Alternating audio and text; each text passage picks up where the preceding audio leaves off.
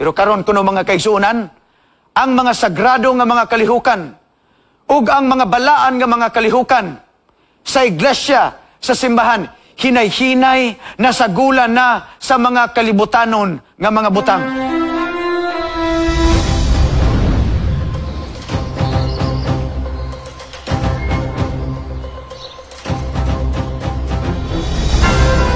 Dalangpanan og maluluyon namo nga Ginoo.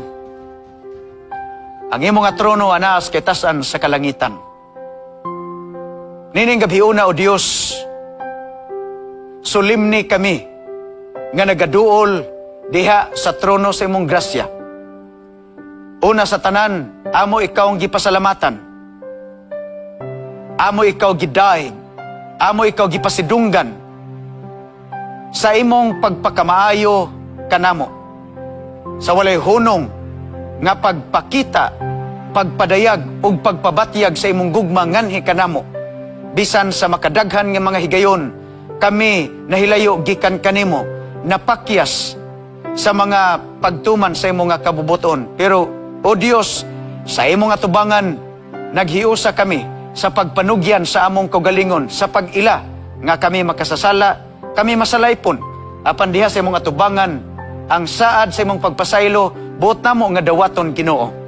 Ug nining taknaa sa pagpadayon namo sa pagtuon sa imong mga pulong, Ginoo, ubani kami, tudloi kami, tanduga ang among mga pagbati, kabiga kami diha sa tinud-anay nga pagpangalagad kanimo.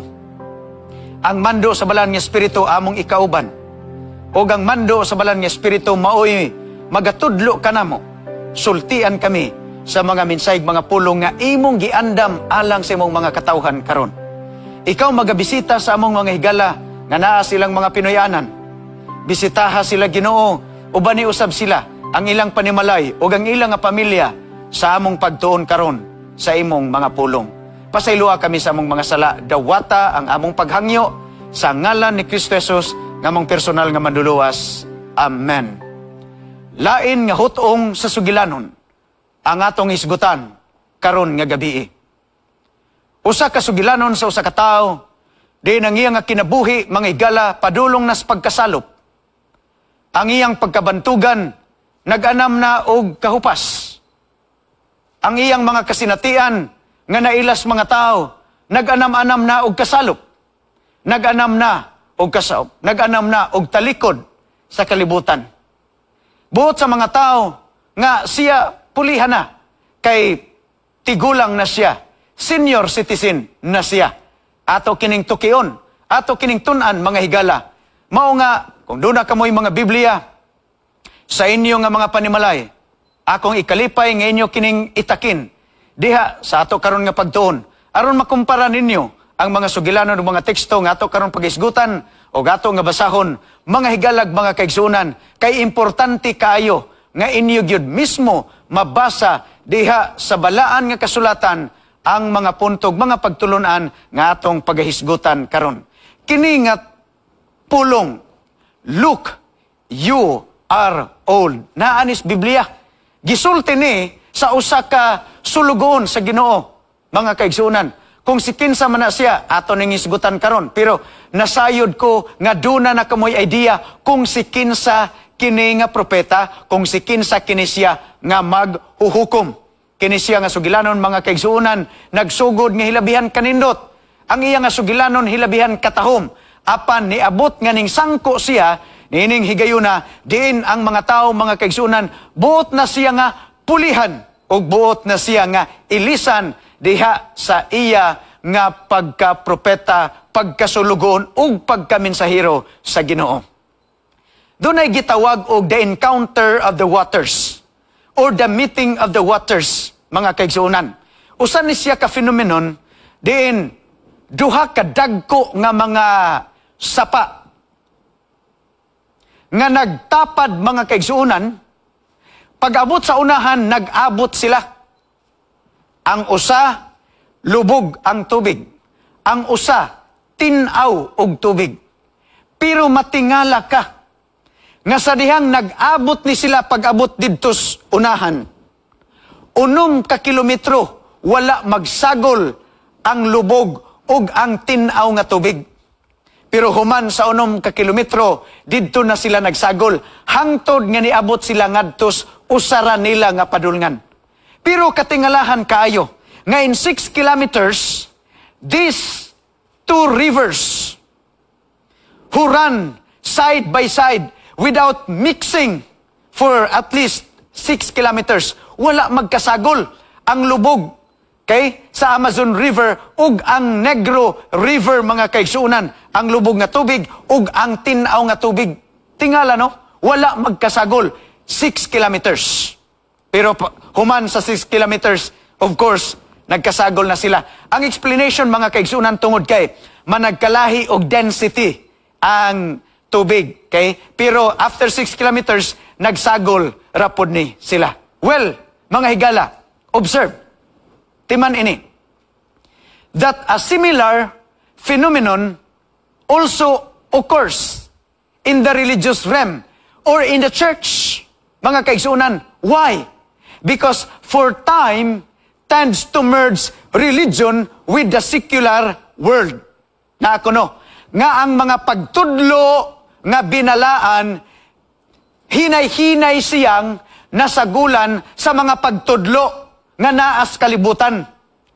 Ang mga balaan nga mga butang, ang mga balaan nga mga pagtudlo, ang mga balaan nga mga kalihukan, hinay-hinay siyang nasagulan sa mga kalibutanon, mga secular, ug mga common nga mga butang, mga kaigsuunan. Maunay ato nga bantayan. Kay kini, mortal kaayo ni nga sayop sa mga tao, ilabi na kaniadto sa balaan nga kasulatan ug sa kasaysayan sa daan nga tugon. Nga ang mga balaan nga butang, dili na mayano og hikap o gunit sa mga tao nga dili pud binalaan. Ingon ni ana kasagrado ang mga butang. Pero karon kuno, mga kaigsuunan, ang mga sagrado nga mga kalihukan ug ang mga balaan nga mga kalihukan sa iglesia, sa simbahan, hinay-hinay, nasagulan na sa mga kalibutanon nga mga butang. Musika, sa pamiste, sa inistoryahan, tanan mga kalihukan, mga kaigsuunan, hinay-hinay na nga nasudlan sa mga kalibutanon nga mga butang. Ato ning hisgutan, pinaagi sa sugilanon ni Propeta Samuel. Sugdan nato ni mga higala sa unang Samuel Kapitulo 8, versikulo 1. Osbon ako, kung doon na kamoy mga Biblia, sundin ninyo ni pagbasa. Aron makita gikay, mas nindot mangguni masabtan ninyo kay, kung inyong nabantayan, mga kaigsuunan, ako, ganahan kaayo ko nga mo presentar og usa ka topiko nga magsugod sa sugilanon sa usa ka tawo. Nindot manggunang magsugod sa sugilanon. Ngano? Kay dali natong ma-relate ang atong mga kasinatian sa kinabuhi. Dali dayon natong ma-apply. Ngano man, kay practical kaayo. Nganong practical? Kay nakita nato nga ilang nang gikinabuhian kaniadto. Ug tungod kay nakaniabuhian nila kaniadto, dili pod imposible nga atong maaplikar sa atong kinabuhi sa pagkakaron. Okay, let's start. Unang Samuel 8, versikulo 1. Ang sultis Biblia. Now it came to pass when Samuel was old. Tanawa, mga kaigsuunan, ha? Og nahitabo nga sa dihang si Samuel tigulang na siya. Okay. So, ang atong sugilanon magsugod dinhi, mga kaigsuunan, sa dihang gihulagway na sa balaan nga kasulatan nga si Samuel gikan sa iyang pagkabata nga pagserbisyo sa Dios hangtod nga nihamtong siya karon miabot ng panahon nga si Samuel tigulang na. Og tanawa, it came to pass when Samuel was old that he made his sons judges over Israel. So kay tigulang na siya, iyang gihimo ang iyang mga anak, mga kaigsuunan, nga maoy mupuli sa iyang pagkamaghuhukom. Kaya waman lain makapuli sa iya. Of course, tingali, ang iyang mga anak naka-observe sa iya. Kung giyon sa niya pagdumala ang templo ug ang mga katawhan. So, kay tigulang na siya, daw naasunahuna ni Samuel, mga higalag, mga kaigsuunan, nga ang mupuli sa iyang pagkapropeta, sa iyang pagkamensahero si Ginoo, walay lain kung dili ang iyang mga anak mismo. Kaya alang niya tingali sa panghuna-huna ni Samuel, kining akong mga anak nakaobserbar sa buluhaton o kalihukan dinhi sa templo. Giunsa nako pagdumala ang mga tao. So therefore, walay lain kwalipikado nga mga tao nga musubli mga kaigsuonan sa iyang pagka-propeta o pagka-maghukom ang iyang mga kabataan. But there's a problem. Dunay problema, mga kaigsuonan. Okay? Again, sa may problema, he made his sons judges over Israel. And we know, Samuel, his reputation, very good. Wala tay question. Spirituality ni Samuel, wala tay question.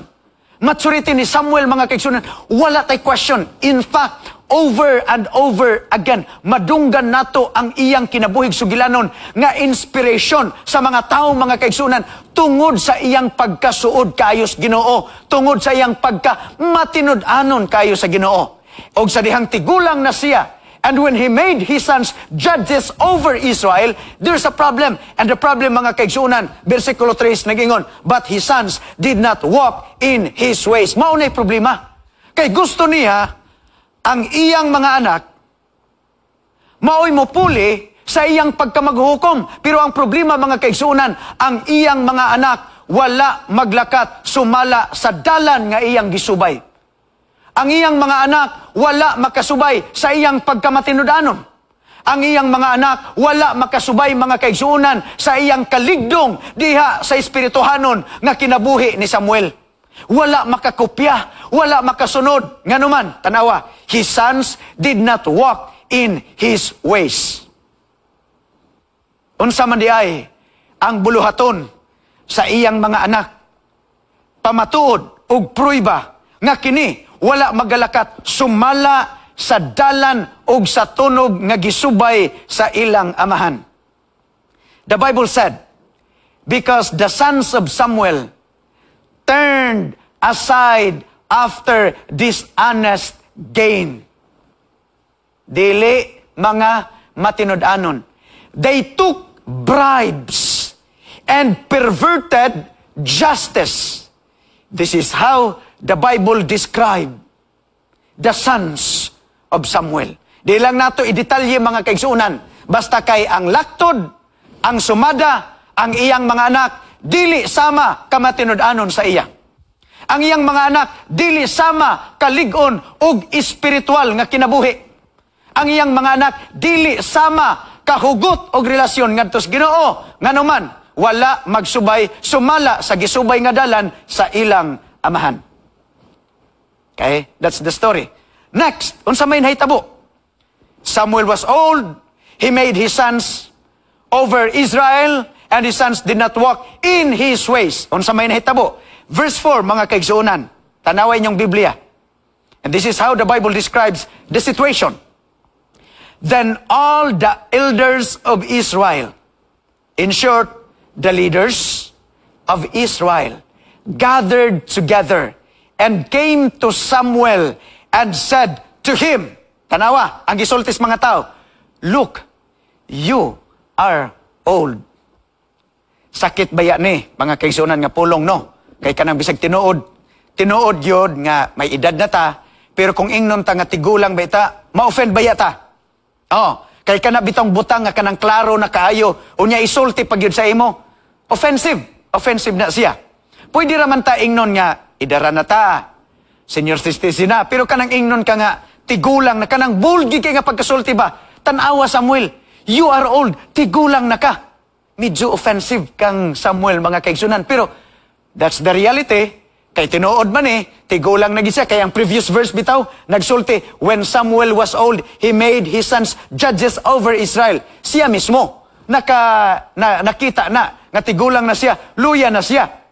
Maong papulihon niya iyang mga anak at tanawa. So, gi-impose sa mga tao ngadto sa iya, Samuel, look, you are old. You are old. And the next verse, tanawa, very interesting. And your sons do not walk in your ways. Now make us a king to judge us like other nations. You are old, and your sons do not walk in your ways. So, ang sulti, mga kaigsunan, di lang sana ko isulti ni, adto sa tasunahan, kaya ron niya, madali ta mga kaigsunan, kay mubo rarabang ato nga panahon, makita na tug unsay connotation, aning statement nga, look, you are old. And we know the story of Samuel, kabalo bayata. Unsa ka inspiring ang sugilano ni Samuel nga sa dihang bata pa siya sa iyang pagkahimugso, gididikar na siyang daan sa iyang inahan nga dadon dito sa templo. Mo na nga bisag bata pa si Samuel, mga igalag, mga kaigsunan, nag-alagad na siya sa Dios. Dito na siya sa templo. Nahimo na siyang associate ni priest Eli, mga kaigsunan. Nganuman kay pakigsaad sa iyang inahan nga bata pa siya, dadon na siya ngadto sa templo aron mag-alagad sa Dios. So, in his young age, God called Samuel to the prophetic office to serve God and to serve His people. Samuel was loyal to God throughout his life. Ug tungod ni ana, ang influensya ni Samuel, ang iyang kinabuhi, dili nato ikalimod, mga kaigsunan, nga duna gid siya positibo kaayong influensya ngadto sa mga tao. In fact, sa dihang namatay siya, ang Biblia nagsulti, 1 Samuel 25 verse 1, the Israelites gathered together and lamented for him. Sa dihang namatay siya, naguol, nagbakho, nagbangutan ang mga tao. Sa dihang si Samuel namatay. Ngano? Kay nakita nila ang influensya sa kinabuhi ni Samuel ngadto pod sa ilang mismo nga kinabuhi, mga kaigsunan. Pero tanawa lagi, before siya namatay, sa dihang tigulang na siya, the elders gathered together and they said to Samuel, Samuel, look, you are old. Kabalo ba mo, mga kaigsunan, unsay connotation, anak? Niya sa screen akong gisulti. The statement, look, you are old. It is a statement that have some negative connotation. And the connotation is the needing to be replaced of Prophet Samuel. Maoy buot nilang ipasabot. Tanawa, tigulang na ka. So ang laktod pagkasulti, mga kaigsunan, gusto na nilang pulihan kinsa? Si Samuel. Ngano? Kay tigulang na siya. Tigulang na siya. So, the leaders of Israelite were actually saying, mao ni ang murag gusto nilang isulti ba? You might still be in good health, but we want to replace you. Awa ha? Akong gimension ganiha. Samuel was loyal, he was faithful to God throughout his ministry, throughout his life, mga kaigsunan. Matinud-anon, ligdong, suod, maayo ang espiritual nga kinabuhi. Pero here comes, sa dihang tigulang na siya, ang mga katawhan, gusto na siyang pulihan. You might still be in good health, but we want to replace you. We want new blood. We want young leader. We want more dynamic. We want more impressive leadership style. We want millennial leaders. We want youthful leaders. Katong mga abtik, millennial, maayo sa gadget, maayo sa technology. Ganahan mi adto nga mga leader. Maoy ilang gustong ipuli. Murag mao ni ang gusto nilang isulti. Brothers and sisters, the leaders tingali nagsulti sila. You might still be in good health, but we want to replace you. How sad. How sad and how unfortunate, mga kaigsuunan. They want to impose to Samuel that you are replaceable. Although faithful ka, matinud-anon ka, inspiring mo nga kinabuhi, but you are replaceable. Pulihan ka. Gusto namang pulihan. Brothers and sisters, sinumdumini. Ang mga produkto, bisagon sa nga klase sa produkto, imog yun nang makita sa ilang mga label. Doon na yun na ibutang ang manufacturer nga caption. This product is best before. So, maayo lang ni nga produkto, hangtod aning pitsaha.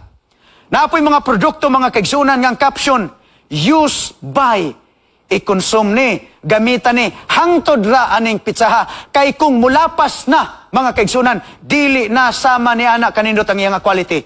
Number 3, na ay ingnon nga, sell by, ibaligya ni, hangtod dining mga pitsaha.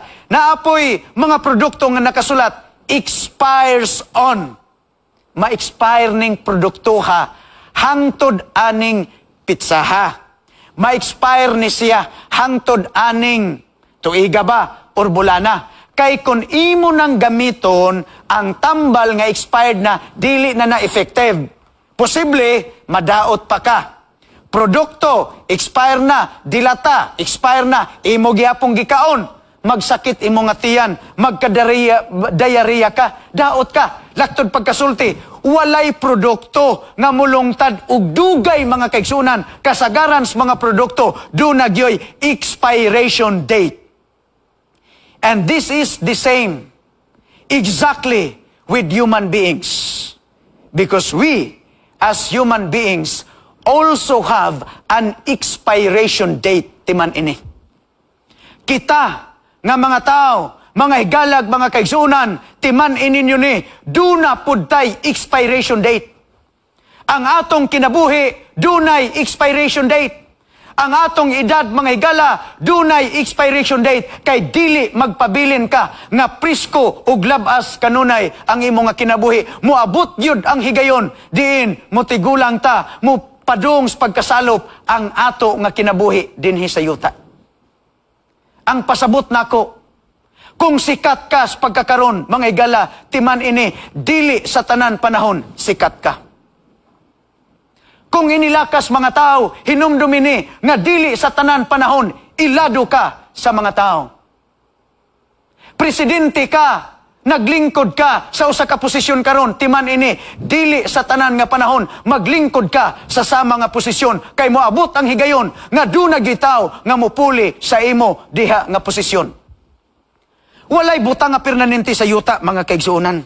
Mao nga importante kayong magpailob ta. Importante kayong mayo tag relasyon sa mga tao. Dili ta manghambog, dili ta magpasigarbo, unsay atong nakabot, unsay atong posisyon. Nganuman, dili na magpabilin sa imo, mga kaigsuonan. Kay kung sikat karon, posible pila ka tuig gikan karon, mukupas na ang imong pagkasikat.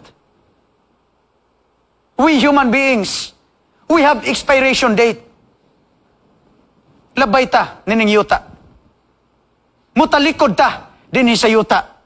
Pero timan mga higala o mga kaigsuonan, ma-expire man ang atong kinabuhi. Ma-expire man ang atong katuigan. Pero ang dili o dili gyud ma-expire sa panumduman sa mga tao kanang maayo nga butang nga imong gibilin ngadto kanila nga naila ka nila ingon nga usa ka matinud-anon ug maayo nga tao magpabili na sa ilang panumduman o hunahuna nga bisag wala na ka dinhi sa kalibutan o sa ila baka nga lugar, nagpabilin ang imong maayo nga ligasiya o binuhatan. Again, people have expiration date. And in the case of Samuel, the elders of Israel simply would want to impose it to him. You are old. And the problem is, your sons do not walk on the way you walk in the presence of God. So gusto na sila nga pulihan. And hinumdumini, the most natural option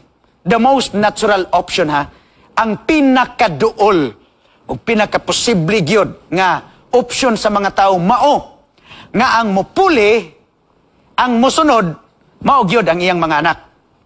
Mao gyud ang iyang mga anak. And Samuel, murabag, na-settle na ni Samuel. Ngano? Tanawa. And Samuel, he made his sons judges over Israel. Pero ato nang gibasa ganiha, but his sons did not walk in his ways. Okay unta kang Samuel. Iyang ipuli ang mga anak, pero ang problema, unsa? His sons did not walk in his ways. Wala magsubay ang iyang mga kabataan. Sumala sa iyang gisubay nga kinabuhi. Sumala sa iyang gisubay nga espirituhanon nga pagpangalagad sa Ginoo. Sumala sa iyang pagkamatinud-anon. Wala makasubay ang iyang mga anak sa tunob sa ilang amahan o sa ilang ginikanan. Your sons do not walk in your ways. As a church, brothers and sisters, we should also ask ourselves, what is the profile of the new generations of Adventists? Unsa man ang estado karon sa pagpangalagad sa mga kabataan nato, mga kaigsuonan, ang pagkamatinud-anon sa mga ginikanan, napasa ba ngadto sa mga kabataan? Ang pagkamatinud-anon sa mga ginikanan, nakopya ba sa mga kabataan? Ang pagka-faithful, ang pagka-spiritual sa mga ginikanan, napasa ba, nakopya ba, nasunod ba sa mga kabataan? Pangutanan ni, mga kaigsunan. Do the new generations of our young people today, do they have the same commitment that our pioneers had to the Adventist doctrines and lifestyle? Ang estado karon sa pagpangalagad sa atong mga batanon, sama ba kaligdong sa atong mga pioneers sa kaniadto?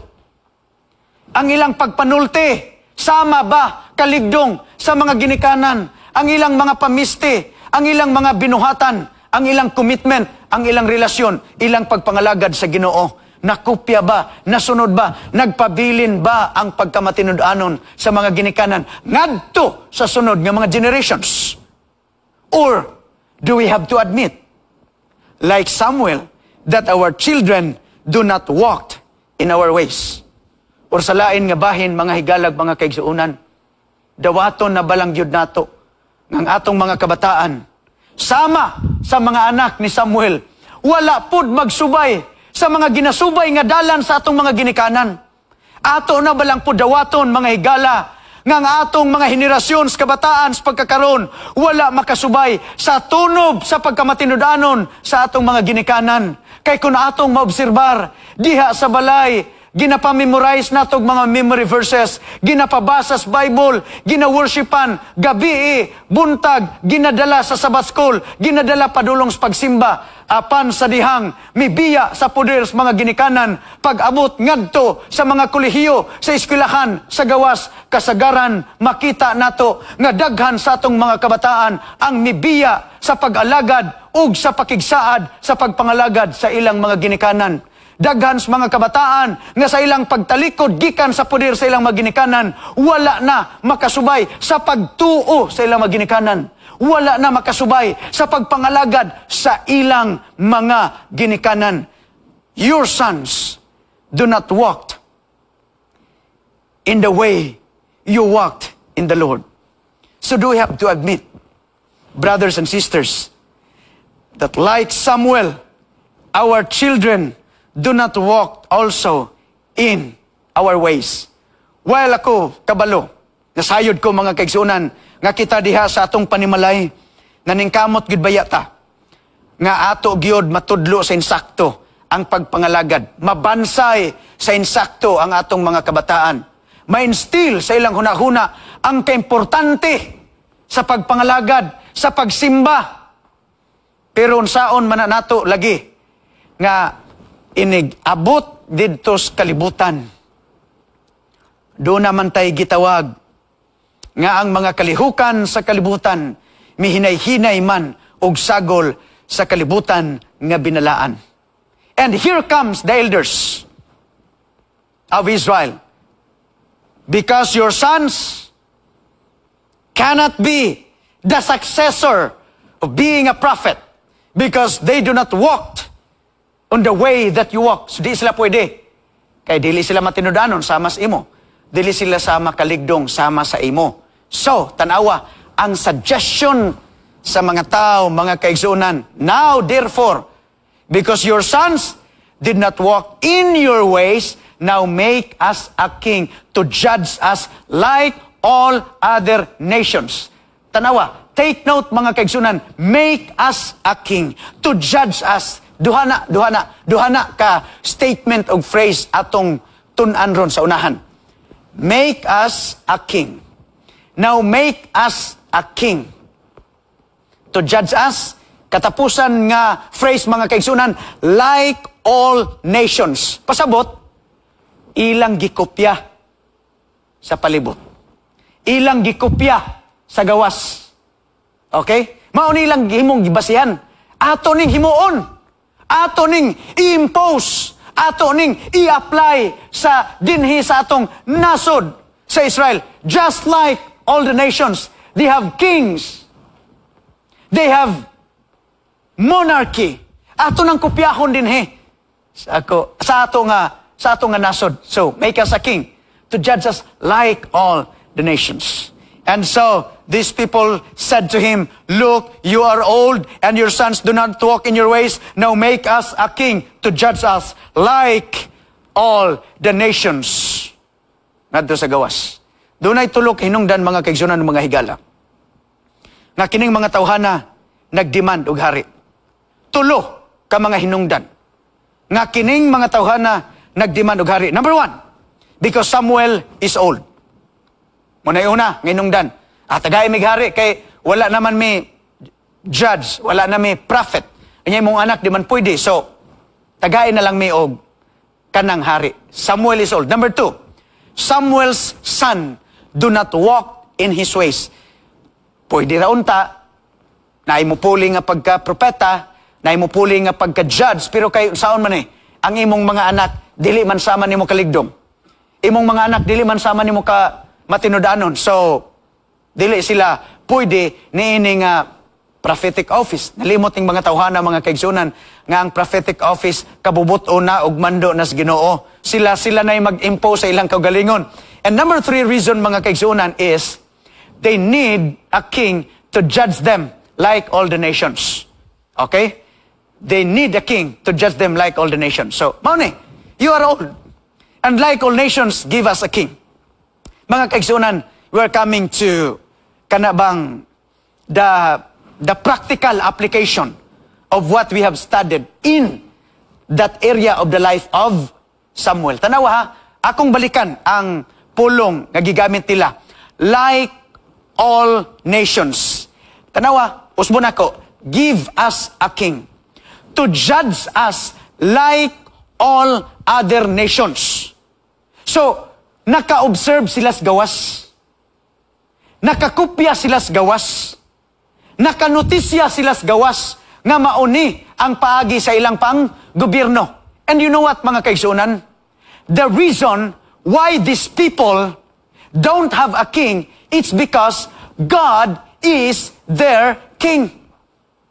Dili na unta sila magkinahanglan pa og hari sa gawas nga naman kay ang Dios na mismo maoy ilang hari. Ang Dios na mismo maoy ilang leader, maoy nangulo sa ila. Mga kaigsunan, doon nalay propeta aron maoy mo deliver sa message nga gikan sa Ginoo. But in fact, nganong walay ingnon ta tao nga naghari sa ila tungod kay ang Dios mismo mao ang ilang hari. Tanawa karon, make us a judge like all the nations. Brothers and sisters, you know what? Si Leroy Fromm, usa ni siya ka theologian and writer sa Seventh-day Adventist. Matod pa niya, while the church, taway ang term ha, while the church is evangelizing the world is secularizing the church. Grabe no? Nga samtang ang iglesia ug ang simbahan, iyang gi-evangelize ang kalibutan, iyang gikabig o gidani ang kalibutan. Ang problema kay salain nga bahin ang kalibutan, mga kaigsunan, iya pod nga gi-evangelize ang ato nga simbahan. Iyang dili gi-evangelize, iyang gi-secularize ang ato nga simbahan. Usbon ako, while the church is evangelizing the world is secularizing the church. Mauna nga ang akong illustration kaganiha sa introduction, mga kaigsunan, there was a merging and a mixing of the two rivers, the Amazon and the Negro River. Nagsagol pag-abot dito sa unahan. Moabot ang higayon o gani karon hinay-hinay na natong na-observe, mga kaigsunan ug mga higala, nga ang mga kalibutan nga mga kalihukan nag-anam-anam na siya ug influensya sa mga kalihukan nga balaan diha sulod sa tong iglesia. That's why ang atong mga kabataan nga nag-observe sa gawas, daghan na kaayog mga question, daghang mga pangutana ug usahay. Dili nato mabantayan nga nakopya ang mga kalihukan sa gawas, gihinay-hinay og dala dinhi sulod sa iglesia. And we must be very careful with those activities, brothers and sisters. Si Jacques Ellul, sa iyang libro, The Subversion of Christianity, mingon, how has it come about that the development of Christianity and the church has given birth to a society, a civilization, a culture, a generation that is completely opposite with what we read from the Bible. kasubo no nga ang ato kuno karon nga henerasyon murag sukwahi na gyud kaysa mga henerasyon nga gitudlo diha sa Biblia. Brothers and sisters, is it possible that Christianity is already in a post-Christian period? I don't think so, mga kaigsuunan. Or is it possible that the Adventism itself is already in the post-Adventist period? Moingon nga, kay moderno naman ta. Mao na ni ato na ning i-integrate sa atong mga church activity. I-integrate na to ni dinhi sa kalihukan sa atong simbahan. Bantayan nato mga kaigsuunan. Okay? Kay usbon nako, ang sagrado, sagrado, ang balaan, balaan, ang sa kalibutan, iyan as kalibutan. Dili na nato sa gulon mga kaigsuunan. Kay kung sa gulon na nato, hinay-hinay na nga musulod ang mga kalihukan nga dili binalaan ngadto sa atong iglesia, sa atong simbahan. Well, the Seventh-day Adventist Church has a well-grounded biblical doctrine and a well-defined biblical principle. And the church has sets of fundamental beliefs.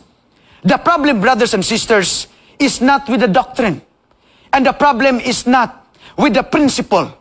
But the problem is with the lack of personal commitment to those doctrines and principles. Ang problema, dili man ang atong mga pagtudlo. Ang problema, dili ang mga prinsipyo sa pagtudlo diha sa atong iglesia ug sa balaan nga kasulatan. Ang problema, diha sa kakulang sa atong pundasyon, diha sa prinsipyo sa pagtudlo sa Ginoo. Kining the Leaning Tower of Pisa, mga kaigsuonan, nagtakilid. Kabalo ba mo kung sa hinungdan nganong nagtakilid na siya? Dugay baya kayo gid ni siya nagamit. 200 katuig. Una pa nagamit. Perting dugaya. Ngano? Kay gihunungan. Nganong gihunungan? Kay humok man ang yuta. Unya dili pwede nga patasan nilag maayo kay mutakilid man. Karon naka-decide sila. Kay ning takilid man ni ang kanang Tower of Pisa, ila na lang padayonon. Bahalag nagtakilid. Karon nahimo na ni siyang attraction mga kaigsuunan kining Leaning Tower. Pero ang hinungdan gyud nganong ni action ni siyang takilid, ni action siyang kanang baharag, ni action siyang handag tungod kay humok ang yuta nga gitindugan sa mao nga tower. Humok ang gitindugan sa mao nga building mga kaigsuunan ug mga higala. And as the Leaning Tower of Pisa is in danger of toppling down because it was built on a soft and clayey terrain, the spiritual life of many professing Christians may also collapse under the impact of the ideological storms of the last days. Mga kaigsunan ug mga higala, ang atong pagpangalagad o ang Kristohano nato nga kinabuhi, posible mo baharag, posible pod nga mutakilid, posible pod nga hangtod yun nga tos pagkapukan. Ngano? Kay humok ang atong pundasyon. Humok ang atong gitindugan sa atong pagpangalagad. Walay sakto nga gilawmon, walay sakto nga pundasyon, walay sakto nga kaligon. Ngano? Kay wala nakaayo ta mugahin sa pagpalig-on sa atong Kristohanon nga pagpangalagad gikan sa pagbasa sa balaan nga kasulatan. And we need to ground ourselves on the immovable foundation of the Word of God. Kay walay lain kalig-on mga kaigsunan dinis kalibutan nga mopalig-on sa atong kinabuhi, maurag yun ang pulong sa Ginoo. Walay lain magpalig-on sa atong relasyon sa Dios, ang pulong ras Ginoo. Walay lain nga mopalig-on sa atong espirituhanon nga kinabuhi, ang pulong ra sa Dios gikan sa balaan kasulatan. Munang mahibulong ka, mga wali sa YouTube o Facebook, gamay ra kay mananaw. Mag-live ta og sermon presentation. Mag-live ta pulong sa Ginoo, gamay ra gid kayo mo tan-aw. Maglisod ta og gathers mga tao sa social media, basta ang atong hisgutan kining pulong sa Dios. Pilaray mo tan-aw, pilaray views, pilaray mga shares, pilaray likes, pero tan-awa na ang uban. nagsulot lang og duster nga nipis. Naglabalaba diha. 20 million views.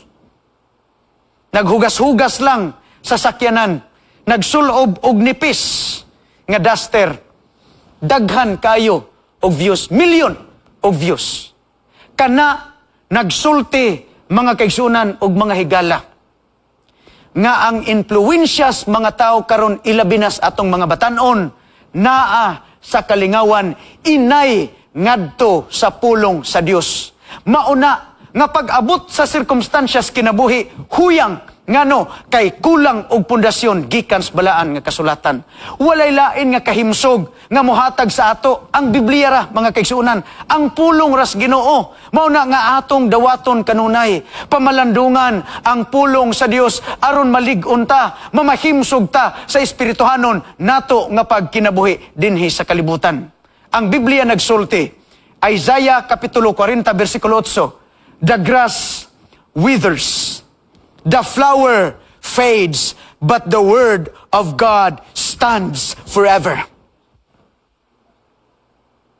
Ang mga sagbot ug ang balili, malaos. Ang mga bulak, malaya. Mabitaw na nga, pirmi ko ning isulti. Nga ako dili kay ko pirmi nga maghatagan og bulak sa akong asawa kay ang bouquet in town sa Cebu tag 1,500 man. Unya inig kaugma malaos na baya ng mga bulak. Pero kanang 1,500, ipalit ko nagbugas, tunga naman na siya sa sako nga bugas, dugay na kayo mig adlaw, kinaon anang kinonsumo, anang 1,500 nga kilo sa bugas.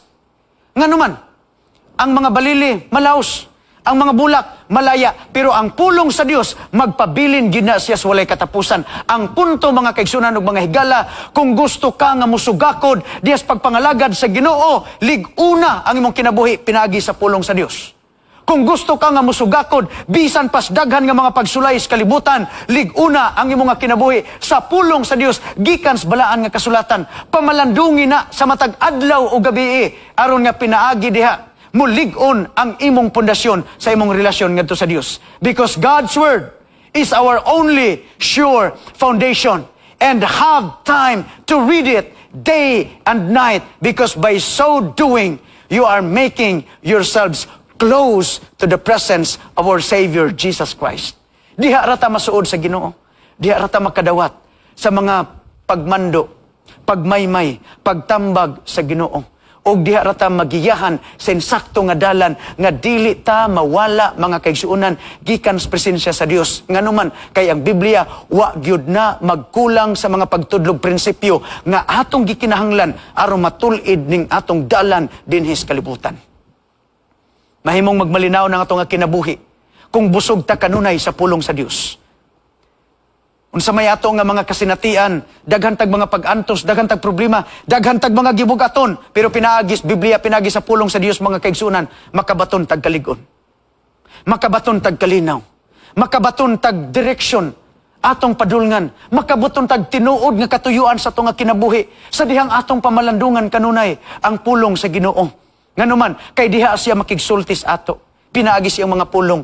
Diha niya mabutang ug masulti ang mga pulong nga gusto niyang ihatod sa ato, pinaagi sa Biblia. Pero kung dili na nato basahon mga kaigsuunan, muna nga dali gid tang maluya, dali gid tang masukamod, dali gid tang madagma. Nganuman kay luya ug humok ang pundasyon nga atong gitindugan.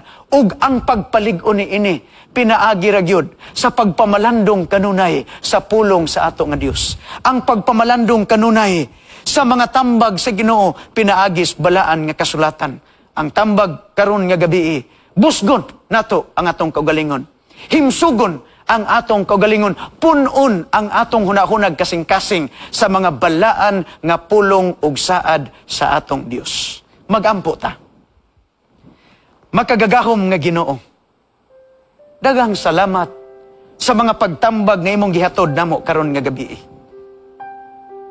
Salamat sa imo nga pagpahinumdom ug pagpasidaan nga gikinahanglan namo nga malig-on ang among espiritual nga pundasyon sa among pagpangalagad pinaagi sa matag adlaw nga pagpamalandong sa imong mga pulong.